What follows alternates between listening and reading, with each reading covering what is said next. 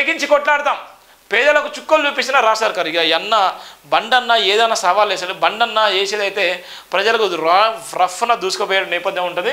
హైదరాబాద్ తెగించి కొట్లాడతాం, ఆ పేదలకు చుక్కలు చూపిస్తున్న రాశారు గారు. అప్పులు చేసి కట్టుకున్న ఇండ్లు కూల్చుతారా, బాధితులకు రక్షణగా బీజేపీ 1-2 రోజుల్లో పెద్ద ఎత్తున ఆందోళన. కేంద్ర సహాయ మంత్రి బండి సంజయ్.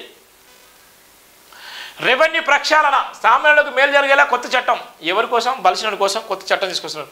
ఇవాళ వేల ఎకరాలు, లక్షలాది ఎకరాలు ఇవాళ ఎవరి చేతులు ఉన్నాయి? ఇవాళ అనేక మంది బీఆర్ఎస్ సాయంలో ఉండి సంపాదించుకున్న వాళ్ళ చేతులు ఉన్నాయి.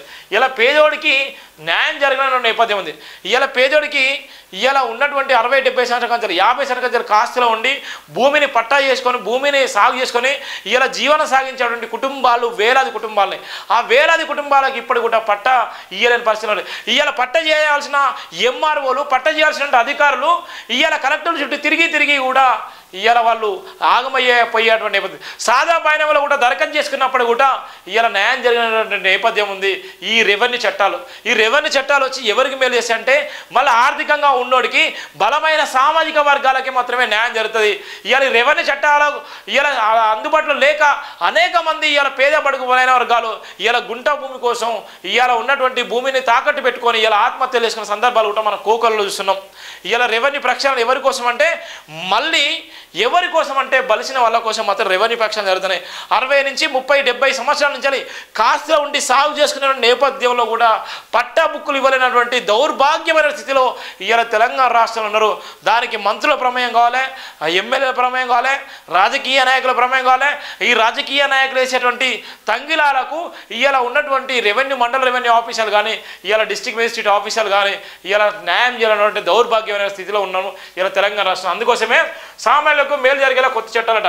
ప్రభుత్వ భూమి అంగుళం కూడా కబ్జా కావద్దు, కలెక్టర్ అనుమతితోనే తహసీల్దార్లపై కేసులు, రెవెన్యూ ఉద్యోగులకు ట్రైనింగ్ సెంటర్. రెవెన్యూ మంత్రి పొంగులేటి శ్రీనివాసరెడ్డి. ఒకవేళ నిజంగా ప్రభుత్వ భూమి కబ్జా ఒక్క గుంట కూడా జరుగుతున్నాడు, మన ప్రభుత్వ భూమి కబ్జా జరిగినటువంటి నేపథ్యంలో మరి జిల్లా కలెక్టర్లు వేలాది మంది ఎంఆర్ఓలు వాళ్ళందరి మీద కేసులు పెట్టి వాళ్ళని జైలుకు పంపిస్తారా? ఎంఆర్ఓల మోసాల వల్ల అనేక మంది రోడ్ల మీద పడ్డారు, ఎంఆర్ఓల నిజంగా అవినీతి వల్ల అనేక మంది రోడ్ల మీద పడ్డారు. మరి వాళ్ళందరి మీద జిల్లా కలెక్టర్లు వాళ్ళ మీద కేసులు వేసి నిజంగా వాళ్ళు జైలుకు పంపిస్తారా? ఒక్క ఎంఆర్ఓ అంటే ఒక్క ఎంఆర్ఓని అట్లా పంపించండి. ఇక్కడ ఉన్నటువంటి హైదరాబాద్ మెడ్చల్ జిల్లాలో ఒక ఎంఆర్ఓ అవినీతి కుప్పలుగా అవినీతి అధికారం అవినీతిని అడ్డం పెట్టుకొని ఎంఆర్ఓ అనే ఒక ట్యాగ్ను తగిలించుకొని ఎంఆర్ఓ విధులు ఆటంకపరిచి వేల కోట్లు సంపాదించుకొని ఆమె జైల్లో జీవితం గడిపే నేపథ్యం ఉంది. ఆఖరికి ఆత్మహత్య చేసుకునేటువంటి కుటుంబం అంతా ఆత్మహత్య చేసుకొని చనిపోయిన సందర్భాలు చూస్తున్నాం. ఇలా అలాంటి వాళ్ళు ఎన్ని వేల కోట్లు సంపాదించుకున్నారు. ఇలా రెవెన్యూ ప్రక్షాళన జరిగితే నిజంగా ఎవరికి న్యాయం జరుగుతుంది? రెవెన్యూ ప్రక్షాళన ఎప్పుడో జరగాలి. రెవెన్యూ ప్రక్షాళన నిజంగా పారదర్శకంగా జరుగుతుందా? రెవెన్యూ ప్రక్షాళన నిజంగా ఎంతవరకు మేలు జరుగుతుంది? రెవెన్యూ ప్రక్షాళన నిజంగా ఎంత సామాన్యులకు నిజంగా భాషగా ఉంటుందో ఇలా ఈ మనం పొంగులేటి శ్రీనివాసరెడ్డిని చూస్తేనే అర్థమైపోయే నేపథ్యం కూడా మనం చూస్తున్నాం. బ్లూ ఫిలిం చూస్తే 10 ఏళ్ళు జైలు. బ్లూ ఫిలిమ్స్ చూస్తానంటే 10 ఏళ్ళు జైలు అట. వాడు పెట్టడానికి ఎవడు పెట్టిండు? 5 ఏళ్ళు జైలు శిక్ష. బ్లూ ఫిల్మ్ చూస్తే 5 ఏళ్ళు జైలు శిక్ష. ఫోక్స్ ఐటీ చట్టాల కింద case. IP address, phone number ద్వారా నమోదు. చిన్నారులపై లైంగిక దాడుల వెనుక పోర్న వీడియోస్లో ప్రభావం. రాచకొండ పోలీస్ కమిషనర్ సుధీర్ బాబు పోర్న వీడియోలు చూడమన్నారు. మలయాళ డైరెక్టర్ బాలచంద్ర. మీనస్పై నటి మినర్ సంచలనార్పణలు. ఇక చూడు, బ్లూ ఫిల్మ్ చూస్తే 5 ఏళ్ళు జైలు శిక్ష అట. ఎవడు కూడా అన్నాడు బ్లూ ఫిల్మ్స్. ఇలా ఎవరు చూస్తున్నారు? ఇలా విచ్చలవిడిగా డ్రగ్స్కి బానిసలై డ్రగ్స్కి బానిసలై ఇవాళ ఉన్నటువంటి గంజాయికి అలవాటు పడి ఇవాళ ఉన్నటువంటి మైనర్గా ఉన్నటువంటి యువతలు ఇవాళ ఉన్నటువంటి హాస్టల్లో ఉన్నటువంటి మహిళా యువత కానీ వాళ్ళందరు కానీ ఇవాళ ఎంత భయంకరంగా చూస్తున్నారు. ఇలా సర్వనాశనం కావడానికి ఇవాళ వాళ్ళు గూగుల్లో కొట్టేటువంటి నేపథ్యం లేదు, కానీ వాళ్ళ జీవితాలు వాళ్ళే చేసుకుంటున్నారు. రాష్ట్ర ప్రభుత్వాలు, కేంద్ర ప్రభుత్వాలు నిఘా వ్యవస్థ పెట్టకపోవడం వల్ల ఇవాళ చూస్తున్నారు. ఇలా ఇంత విచ్చలవిడిగా ఇవాళ వాళ్ళు చూసేటువంటి వీడియోస్ కానీ వాళ్ళు చూసి నిజంగా వాళ్ళు ఏం చేస్తున్నారంటే వాళ్ళు ఇంకోరి జీవితాల్లోకి వెళ్ళిపోతున్నారు.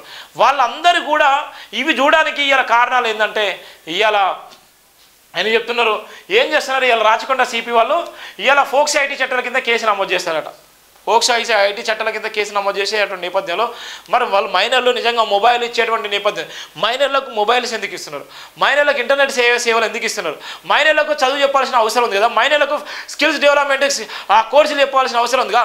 మరి అదే మహిళలు కానీ అదే మైనర్లు కానీ ఇవాళ సెల్ ఫోన్కి అలవాటు పడి ఈ బ్లూ ఫిల్మ్లు చూసేటువంటి అనేక మందికి ఇవాళ మీరు కౌన్సిలింగ్ ఇవ్వచ్చు కదా, అవి ఇచ్చేసి నిజంగా వాళ్ళ జీవితాలు మార్చవచ్చు కదా. వాళ్ళకు ఉద్యోగావకాశాలు కల్పించవచ్చు కదా. ఇవాళ వాళ్ళ మీద ఫోక్స్ చట్టాలు కూడా పెట్టి ఇవాళ ఆత్మహత్యలు చేసుకునే నేపథ్యం కూడా మనం చూస్తున్నాం. ఇవాళ ఎంత బలంగా ఉందో బీసీ పాలిటిక్స్. పీసీ చీఫ్ చేశామన్న కాంగ్రెస్, సీఎం ఛాన్స్ వారికేనని బీజేపీ. ఈ అంశంతోనే గులాబీ టూర్. బీసీ ఐక్యత కోసం కృష్ణయ్య రాజీనామా, బీసీల ఓట్లు చాలానన్నా తీర్మానం మల్లన్న. ఇంకా బీసీలు మళ్ళా తెరపైకి వచ్చి మరి ఎస్సీలు ఎప్పుడు వస్తారో అర్థం కాని పరిస్థితి. బీసీలు అయితే తెరపైకి వచ్చి మరి ఎస్సీలు ఎప్పుడు వస్తారో, మరి ఎస్సీలకు బీసీలకు అనే చైతన్యం వచ్చింది, మరి ఎస్సీలో ఎప్పుడు వస్తారో చూడాలి. అన్ని పార్టీలు ఇదే రాగం. రాష్ట్రాలు అన్ని పార్టీలు బీసీ రాగానే అలపిస్తున్నాయి. కులగన్న బీసీ రిజర్వేషన్ చుట్టే యాక్టివిటీస్ మొదలుపెట్టాయి. ఇప్పటికే పీసీ చీఫ్ పోస్టు బీసీకి ఇచ్చామని కాంగ్రెస్ చెబుతుండగా, బీసీ అధికారంలోకి వస్తే బీసీ సామాజిక వర్గానికి చెందిన వ్యక్తికే సీఎం పదవి ఇస్తామని గతంలో అమిత్ షా ప్రకటించారు. ఆ దిశగా అధిష్టానంపై నేతలు ఒత్తిడి చేస్తున్నారు. ఇక బీసీ కులగణన జరిగిన రాష్ట్రాల్లో గులాబీ నేతలు పర్యటించారు. అక్కడ ఎలాంటి మార్గదర్శకాలు అనుసరించారో ప్రభుత్వాన్ని సూచించేలా స్టడీ చేశారు. ఏపీ నుంచి రాజ్యసభ్యుడిగా ఎంపిక అయిన బీసీ సంఘం జాతీయ అధ్యక్షుడు ఆర్ కృష్ణ ఇటీవల రాజీనామా చేశారు. బీసీల ఐక్యం చేసే బలమైన ఉద్యమాన్ని నిర్మిస్తారు. అందుకే రాజకీయాలకు దూరంగా ఉండాలని డిసిజన్ తీసుకున్నట్లు వివరించిన నేపథ్యం ఉంది. ఇదే తరహాలో తీర్మానం మల్లన్న కూడా ఎమ్మెల్సీ పదవి కూడా రాజీనామా చేస్తున్నాడు. బీసీ ఉద్యమాలకు బీసీని ముఖ్యమంత్రి చేయాలి, బీసీని బలోపేతం చేయాలి.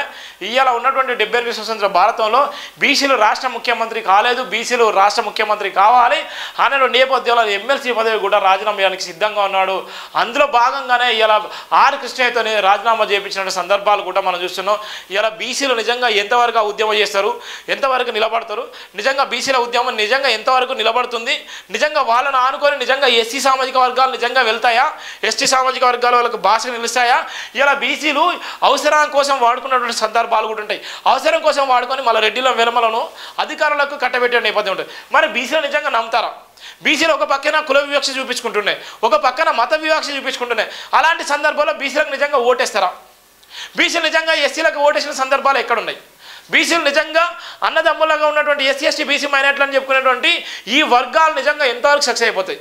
మరి తీర్మానం మల్లన్న మాట్లాడే మాటలు నిజంగా నిజమెంత ఉంది?